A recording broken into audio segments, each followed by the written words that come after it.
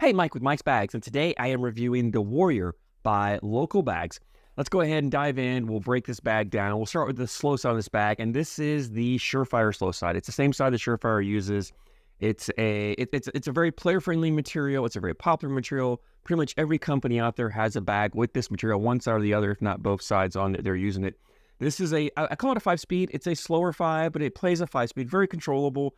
The big issue for it is humidity. When boards get damp, sticky from humid conditions, this material really just stops moving and becomes unplayable in that. So, but in normal conditions, dry conditions, even fast boards, wonderful material. So 5-speed on the slow side. The fast side, this is the Pro Sniper, Deadhead, Viper fast side material. It's a 9-speed. What's interesting to me is Local actually calls this bag a 5.8, and the Outlaw, which is the same materials but has the reverse side of this fast side material, they call that a 5.9. In my opinion, this is the faster side of the two materials. 9-speed fast side, it's great for pushing through blocks, collecting bags. It slides up in board condition. Really crazy fast material. So looking at a 5 and 9-speed bag on this. Template on this Warrior is it's a medium template. However, it plays and feels like a little bit larger. It's medium. I'm gonna call it medium, borderline to the larger side of medium. It flattens out. Maybe because it's not a really puffy bag. It's a fairly thin bag. It's got a lot of flop to it. Pretty floppy. It's not overly floppy. Like it's not the floppiest bag I've thrown. It's on the floppier side. It's still got a decent amount of fill there where you can grab it and lock it down pretty well. The fill in here is it lists the alien resin. And if you watch my review of the Local Legend bag, I questioned the alien resin because that bag had a mixed fill to it. Well, this bag has a mixed fill as well. This bag has some of that flat fill as well as some bead fill. So I'm guessing when the alien resin is the flat fill that Local uses. They just call it the alien resin. I'm guessing that when they put that on the bag, it just means it contains some of the alien resin. It's not 100%. I don't like that because I wish they were clearer, a little more straightforward in their fill of the bags. If they're going to put this logo on here, I wish it meant that it's either 100% alien fill or they had something to designate alien resin mix or something. I don't know. To me, I felt like the alien resin should be 100% flat fill. It's not. It's got alien resin in it, but it's also got some bead fill in it. Now, that being said, I love the fill in this bag. This is really this is just a fill that I like the way it plays, right? I'm more of a mixed to bead fill player. I don't like 100% flat fill bags. I just don't. I feel like that they hang on the hole too much. They're not as hole friendly as I liked. I lose too much around the hole with those 100% flat fill bags where I like to have these beads mixed in there. So all in all, I love the fill. I just wish Local would do a better job with designating what fills in which bags. And I don't know, maybe every bag that has alien resin is a mix. I don't know. I thought they had some 100% flat fill in there. Maybe we'll find out as I go along. I'm not sure. But anyway, if you're familiar with the resin and how Local does it, I'd love to know a little more about that if you could fill me in. Anyway, so mixed fill in this bag. It's a medium template. It's got some flop to it. It's on the floppier side. 5.9 speed. That leads me into playability of this bag. And this is a bag that it's really versatile because of the slow side, you can do a lot with it, right? You can throw blockers up there. You can create a dirty board. You can cause a lot of chaos around there. The bags have enough fill in there that when you go to collect, they do a cording up a little bit, but they're still pretty collectible. You just got to be careful. You clip a corner, they're going to cording up and spin around. But if you come in a little bit and catch them enough of the bag on both sides, you can drag them in, very collectible. Now, the fact that they do a cording up also means they're really good at getting around bags. So if you play against someone who throws a dirty style game or throws a blockers up there quite often, you can kind of sneak around with this bag really well. It does a great job of that. The downsides, I will say, and I mentioned one of them, and I mentioned every time I talk about this material, there are three major issues with it.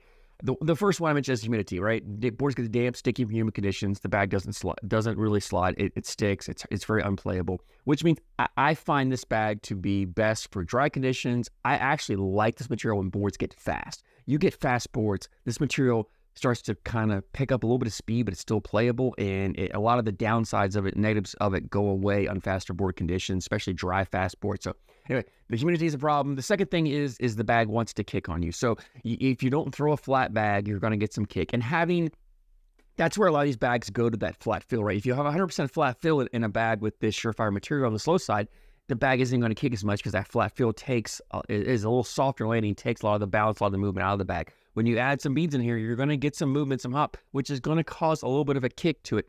However, it also means the bag's a little more cuttable, a little more controllable. So it's a trade-off, right? You're going to gain here, but you're going to lose. I always put the zero-sum game in cornhole. Whenever you gain in one area in a bag, you're going to lose somewhere else. You have to balance it out. You can't have a bag that's perfect in every category. You got to. It's a trade-off.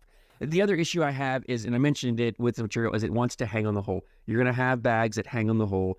And having this mixed fill, having these bead fill added in here helps a little bit, because the bead fill, again, to me, in my opinion, bead fill is more hole friendly than that flat fill. So the beads want to cascade, drip in a little bit more, makes it a little bit easier to collect. The bags are still going to hang. It just means you have to be more intentional when you have a bag hanging to go after it. When you have a bag, especially on that back edge, the back corners of the bag's hanging, and you just throw bag after bag after bag in the hole, it's just going to sit there. You've got to kind of come across and at least clip it a little bit, throw a cut shot to catch it, come with an airmail drag. You got to do something to really kind of go after that bag. You can't just expect the bag to go in by just sliding bags in. It's not going to do that. And that's just a knock on the material. Again, it's not a knock on this bag in particular. Any bag that uses this material has those three issues.